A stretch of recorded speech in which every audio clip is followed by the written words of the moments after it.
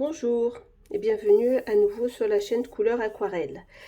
Aujourd'hui, après plusieurs jours de séchage sur la toile en coton des chardons bleus, je me suis aperçue que par rapport à l'image de référence, mon chardon, son cœur n'était pas assez foncé, ainsi que ici les petits...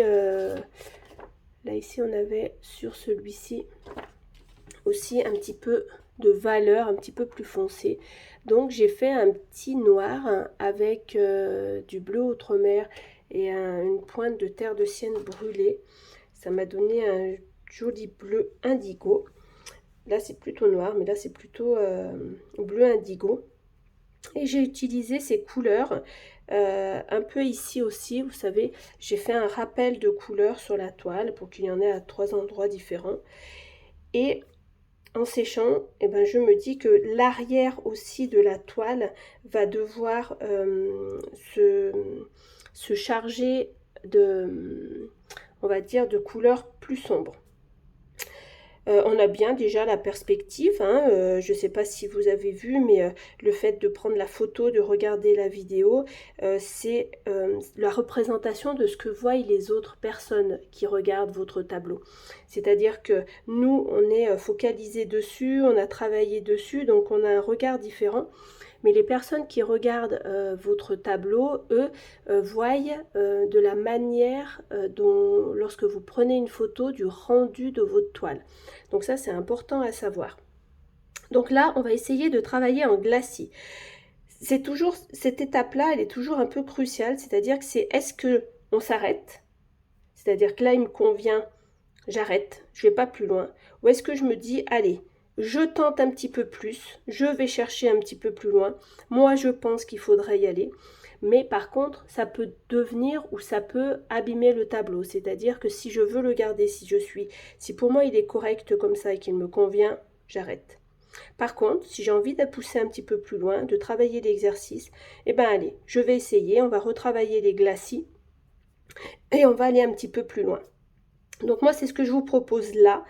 Je vous avais dit précédemment qu'on arrêtait sur cette toile. Mais voilà, j'ai envie de pousser un petit peu plus loin.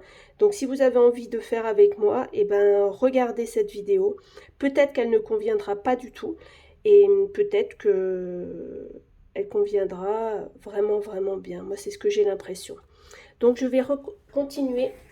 Donc, j'ai pris 3 gros pinceaux quand même. Je reste sur le bleu outremer. Hop, hop, hop, hop.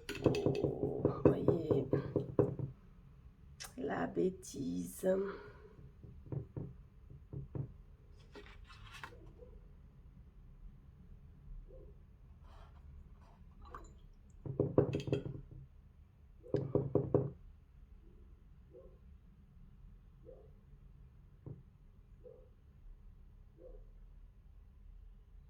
Je viendrai jouer là après.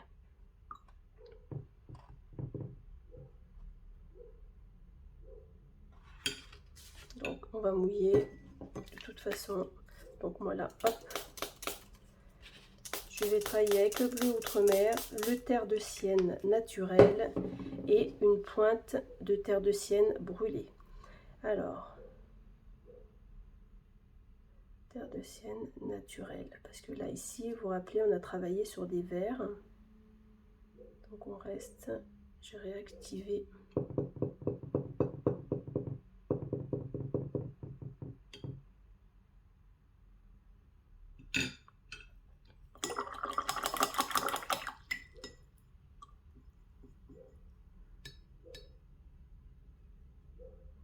J'ai réactivé mes pigments.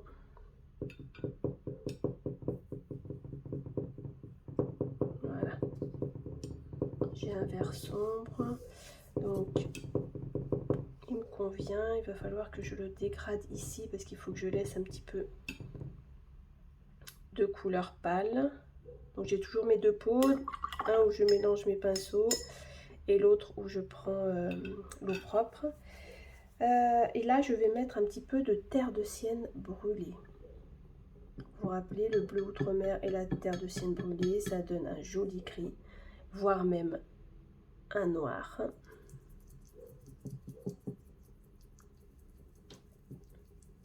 Je vous propose, si jamais, de le travailler ça, de prendre ces deux couleurs-là et de faire vos mélanges pour que vous ayez le rendu. Alors, je vais prendre ici une petite étiquette.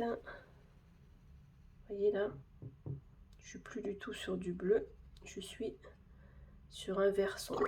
Et ben moi, je vais rajouter du bleu parce que c'est un bleu que je veux. Donc, on va le faire là. On va prendre cette teinte qui est donc désaturée parce qu'on a ajouté du terre de sienne naturel et du terre de sienne brûlée.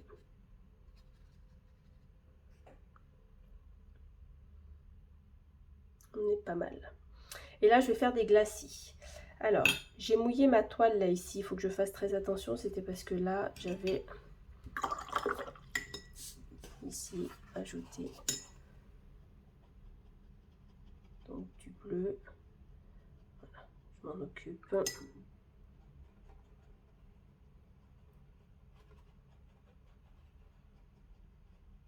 Voilà, il est parti ici. Donc, je vais commencer à peindre sur ce coin de toile. Je suis avec un joli bleu.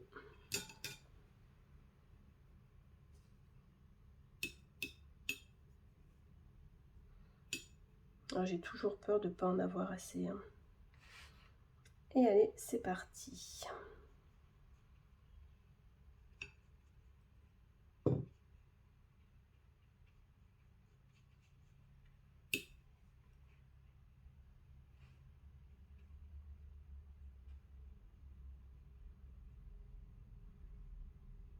Donc je suis sur l'arrière-plan. Je me suis aperçue que mon arrière-plan n'était pas assez foncé en valeur. Donc j'ai décidé de le reprendre.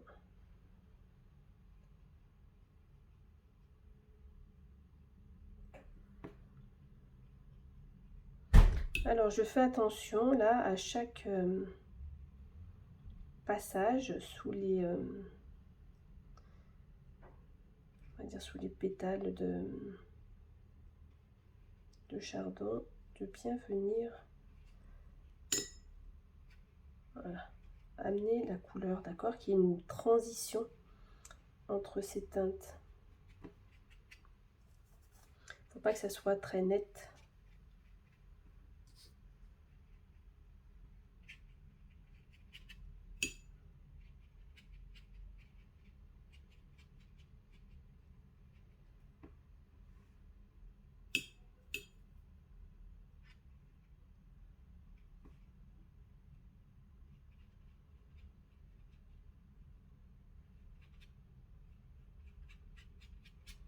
Alors j'aurais pu mouiller, c'est ce que je vais faire là ici.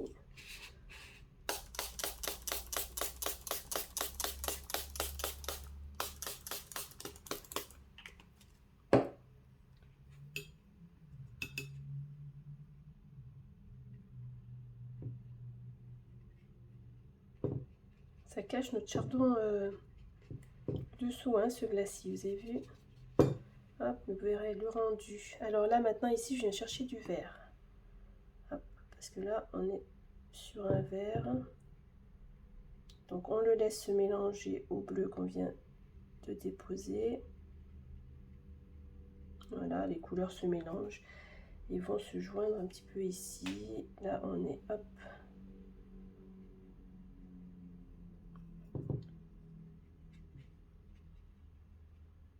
Là on rajoute un peu de vert là ici. Là on en avait aussi. Voilà, il faut bien penser. En amener un petit peu de partout. Là aussi.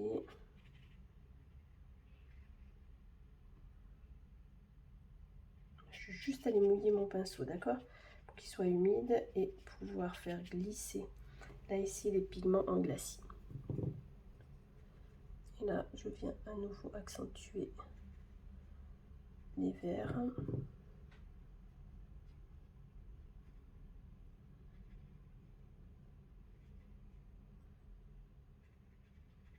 Je mouille mon pinceau et voilà, je viens laisser glisser ici. Je viens en mettre un petit peu là. Voilà, j'en ai mis un petit peu de ce côté-là. Et là, ici, on en avait un peu. Donc ça fait notre appel de couleur.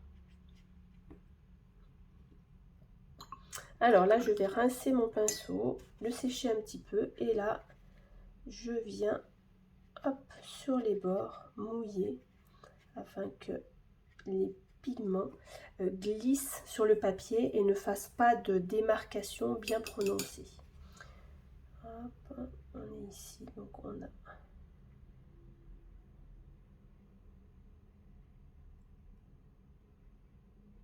du vert. On va laisser le bleu se mélanger.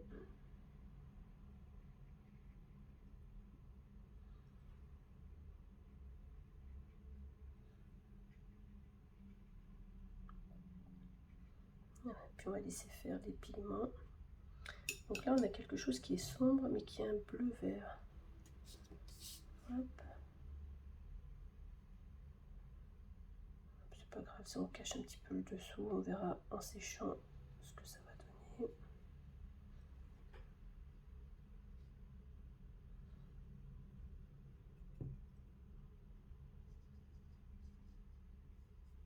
Voilà, je voulais pas venir par ici, mais vous voyez, je suis quand même venue parce qu'il faut quand même du lien avec chaque partie du tableau. Là, je pourrais même utiliser un petit peu plus de terre de sienne.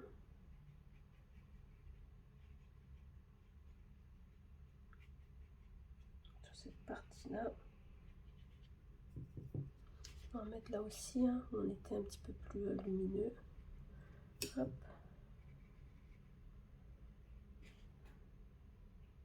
Là, il y a un mélange. Alors, voilà.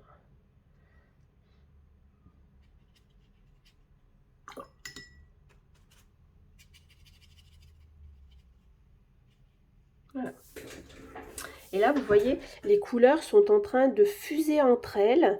Et vous avez vu la perspective qu'on a donnée au chardon, qui est beaucoup plus intense. Je vais devoir aussi foncer un petit peu là, ici, cette tige. Il faut que je la fonce et il faut qu'elle soit en retrait. C'est-à-dire que ma couleur foncée va être désaturée. Je vais prendre du terre de sienne brûlé. Et je viens l'ajouter à ce bleu ici qu'il me reste. Donc je fais un essai. Voilà, moi ça me convient tout à fait. Je ne sais pas si vous voyez, mais voilà, on est un petit peu plus sombre. Ici on est un petit peu plus noir. Mais bon, dessous, nous on a déjà une teinte qui est là. Et moi je vais l'utiliser. Donc je vais venir ici, voilà, assombrir. Alors, je vais venir après avec un pinceau.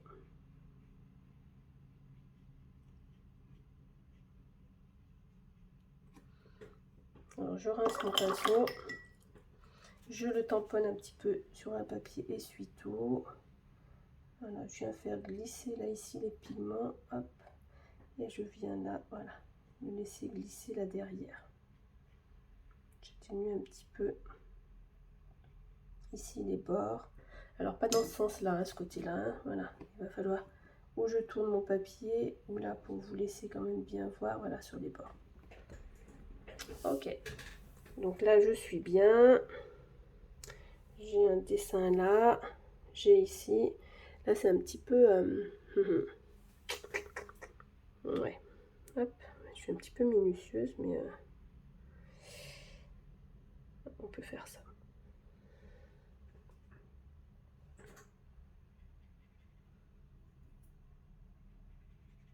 Voilà, je redonne une direction à la tige. Il faut bien qu'elle soit comme ça. Là, cette tige-là, bah, ouais, on va lui donner un petit peu de rondeur en venant mettre un petit peu cette teinte-là. Voilà. Et on va humidifier, tamponner sur un papier et on vient là, hop. Voilà, donner un petit coup pour que les pigments se mélangent. Cette couleur, je l'ai ici à droite, à gauche, mais je ne l'ai pas ici en haut. Donc je vais venir en mettre ici, vous savez, sur mon cœur. Il me reste très peu, mais j'ai ce cœur là qui se trouve ici et qui a besoin de se faire ressortir. Alors moi il se trouve là ici, mais bon, il n'y a pas de souci. Et là c'est vrai que vous avez vu, j'ai foncé celui-ci, mais j'ai pas foncé assez celui-ci. Et bien je vais prendre ce vert qui est là et je vais venir apporter un petit glacis là avec hop une pointe de terre de sienne naturelle que j'ajoute. Et alors je viens ici. Alors je vais lui donner un petit coup là ici parce que ça me plaît pas. Hop, j'en mets là ici pour redonner un peu de couleur avec ce jaune un peu là.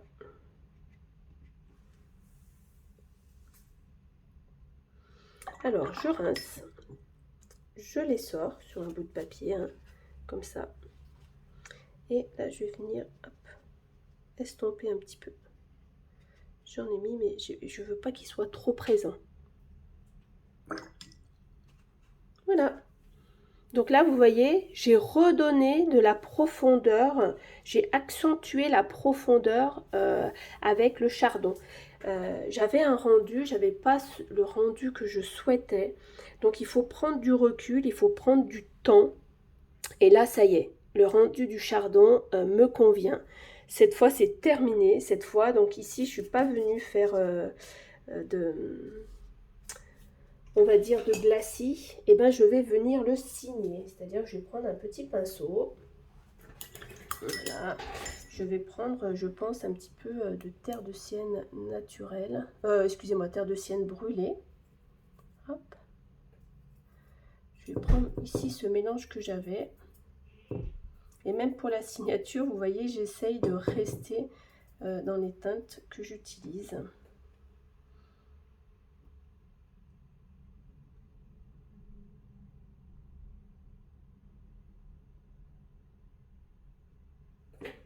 Et je signe. Et là, cette fois, c'est terminé. Lorsque j'ai signé de cette manière-là, pour moi, la toile est terminée. Donc, voici le rendu. Il fallait, vous voyez, reprendre on va dire, la teinte à l'arrière. Je m'aperçois qu'ici, c'est pas du tout, ça va pas du tout. J'ai un trou, ça me convient pas. J'ai pas la teinte... hop, qui est accordé avec le reste. Je sais que sur ici, j'ai un reste. Je viens donc profiter pour retirer cette teinte claire qu'il y avait là. Je dépose ici et je dépose un peu de cette couleur de chaque côté.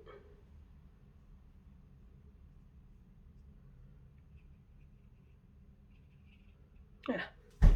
Et là, c'est bien mélangé. Voyez, regardez toujours, prenez du recul, prenez du temps sur vos toiles pour laisser sécher, laisser votre cerveau se détacher de ce que vous avez fait et pouvoir revenir et pouvoir voilà, vous poser les bonnes questions. Donc là, je vais laisser sécher, je vais prendre une photo du dernier rendu. Je vais vous mettre la vidéo à la suite de celle que je vous ai préparée, sachant qu'il y a plusieurs jours d'écart. Donc voilà, vous le saurez lorsque je vais vous le publier. Je vous dis à très vite sur la chaîne Couleur Aquarelle. Si vous aimez les vidéos, si vous aimez mes explications, n'hésitez pas à partager sur des sites, sur Instagram, sur Facebook, mes vidéos pour permettre au plus grand nombre d'apprendre de cette manière-là, d'avoir les explications. N'hésitez pas à liker. Et voilà, et moi je vous réponds au plus vite. J'aime beaucoup vos commentaires, donc n'hésitez pas à en faire. Cela ils me permettent aussi d'avancer. Hop, je vois ici, vous voyez, il y a une petite goutte qui s'était formée. Je ne sais pas si vous l'aviez vu. Vous pourrez remettre la vidéo en arrière pour la voir. Mon œil s'était posé. Et ça m'a permis de le distinguer. Et ben, je vous souhaite une très belle journée et à très vite.